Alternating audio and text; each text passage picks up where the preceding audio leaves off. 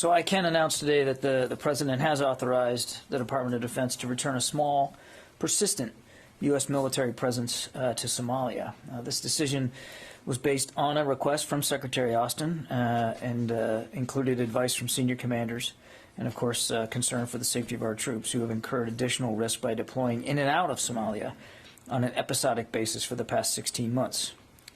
We're evaluating the appropriate timing and the next steps for implementation of this order.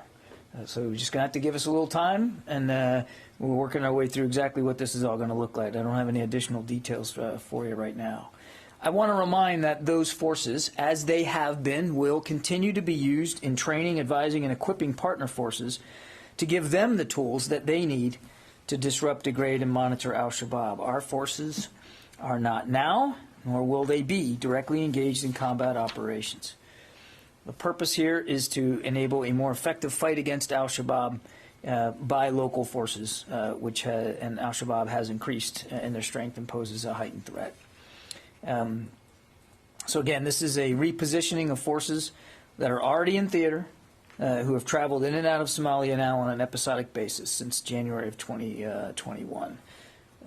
Our view was, the Secretary's view was that that episodic engagement model was inefficient and increasingly unsustainable. Forces also lost time on target and critical situational awareness needed to detect and disrupt an enemy attack. By time on target, I mean time on station. I'm not suggesting that there was something about direct combat relations or combat operations there. Shifting to a persistent presence will not change the mission, and it will not imply substantial changes in resources. We're working now to evaluate local conditions, including those following the Somali presidential election yesterday, and we're engaging partners in the region, including the Somali government, to determine the best way forward. That is as far as we're going to be able to go on that one today. Also, on Tuesday, after a 2-year hiatus due to the COVID-19 pandemic, the Association of the U.S. Army and the U.S. Army Pacific Command will convene their 3-day Land-Pac symposium and exposition in downtown Waikiki. Land-Pac is the premier land forces symposium and exposition in the Indo-Pacific region, bringing together government, academia, industry, and many of our allies and partners. Over 25 countries are expected to participate in person this year. It will run from the 17th to the 19th, and many of the panels and press conferences will be live streamed on Divots. And I'm told that you guys should already have in your email inboxes the feature link page for Divots, so you can access that. Okay, we'll go to questions. Ben from AP. I know you said you didn't want to have the details, any further details on Somalia, but can you tell us what components will be made up of that and what branches? Yeah, it's not that I didn't want to have the details. I'm not going to be able to provide additional details in terms of what that's going to look like. I'd refer you to AFRICOM to speak to that, but I doubt seriously that they're going to get into actual unit designations, Ben. Okay. Yep, Jen. John, can you discuss what the security guarantees you plan to give to Sweden and Finland while they apply to NATO, given that it could be an 8-month to a year-long process? What are the bilateral sort of security guarantees you're willing to? So I think that's farther afield of where we are right now, Jen. They haven't even made a formal application to NATO. So there's a multi-step process here going from application to accession. And I don't want to get ahead of where we are. What I said last week applies today. These are two countries with modern militaries. They're two countries that we have operated and exercised with. We know them, they know us. There's from just a bilateral U.S. relationship perspective, there's a level of comfort there, and we're confident that should there be capabilities or support that either nation might need in the interim between application and accession, that we'd be able to work something out with them, but I don't want to get ahead of where we are right now. And what is your reaction to Putin's response to their informing him that they will likely apply for NATO? I think, look, I'd let Mr. Putin speak for himself. I don't think there was a great shock or surprise that the Russians reacted the way they did about the news of these two countries wanting to join NATO. I think there's a few things that we all need to keep in mind. One, NATO is a defensive alliance. It has never, and it does not now pose a threat to any other nation, and that includes Russia. Two, It's not up to Mr. Putin or any other third party to get a veto on whether a nation joins NATO or not. That is between that nation and the other members of NATO to decide. And again, there's a multi-step process here. Three, I think we need to remember who is actually the aggressor here and whose actions probably are motivating those two nations to want to join NATO, and that's Mr. Putin and Russia themselves. They made a decision to invade Ukraine, a nation which also posed no threat to anybody. They made a decision to jump in there with hundreds of thousands of troops, or more than 100,000 troops, and they're the ones prosecuting this war in an utterly brutal way. And all of that can stop right now if Mr. Putin made the right decision. Yeah, Abraham. Thanks a lot, John. Two questions. About the Somalia announcement, a lot has been said about there's same level of resources, no change there, but it just seems... Yes, that's how I put it. Thank you. So it seems, though, that there'd be a lot less airlift used, Air Force assets, moving those guys back, the operators into and out of Somalia. And then second related question, the Air Force is divesting 100 MQ-9s to another government agency. Can you say what agency and if those will go to Africa? I don't have anything on that one. I'd refer you to the Air Force. I don't have any information about divestment of unmanned systems. That's really an Air Force question to take.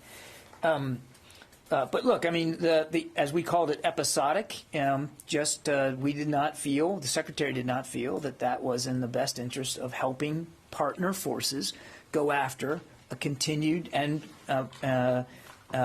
in fact heightened threat by al-Shabaab. So we believe this is the best, most efficient way to continue that mission, the advise and assist and training mission.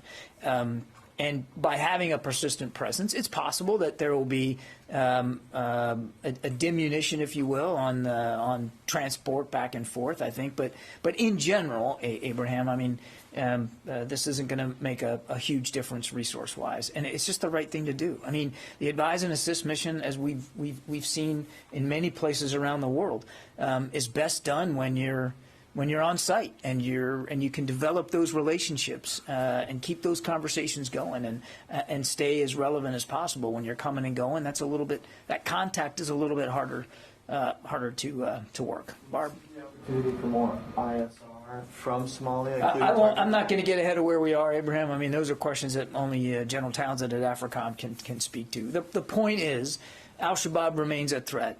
And that threat we assess not only continues but is increasing, and we believe this is the best way for us to continue what has remained a very valuable advise and assist and training mission. It's just this is a better way to do it. Barbara. On Somalia, can you tell us? You said the threat is increasing. Specifically, as much as you are able to, what is the al-Shabaab threat right now to the U.S. and U.S. interests? Do you believe al-Shabaab is capable of actually carrying out an attack outside now? They've done it in the past, but now carrying out an attack outside of Somalia. Do they have the capability to do that? Because you're doing this, you say, because the threat's increasing. And on the advise and assist, in the past, U.S. troops did accompany Somali and African forces into the field for advise and assist on their missions, but staying behind the so-called last cover and conceal position. Will that still be the rules of the road for U.S. troops, that they will, in the advise and assist role, go out into the field on missions, but stay behind any so-called, sort of line of contact, if you will? I'm not going to get into specific ROE from the podium. I don't think that would be a valuable thing to do. The advise and assist mission that we've been conducting will continue. It's just that now our troops won't be coming and going. They will have a persistent presence there. So there's really no change to the way in which we've been doing advise and assist. As for the increasing threat, again, I want to be careful not to get into specific intelligence here, but this is al-Shabaab continues to conduct attacks, certainly there in Somalia. They have been capable of conducting attacks in the region. And we know that in the past they have expressed at least the intent and desire to attack outside the region, including against American interests. So we're watching this closely. This is not a threat that's going away. Again, it's not like we haven't been doing anything in Somalia at all. That's not true. It's just the Secretary believes, and the President has approved his recommendation that that a better, more efficient way to get at that threat is to have a more persistent presence. But it'll be a moderate presence. It'll be the work they'll be doing will be deliberate to the threat.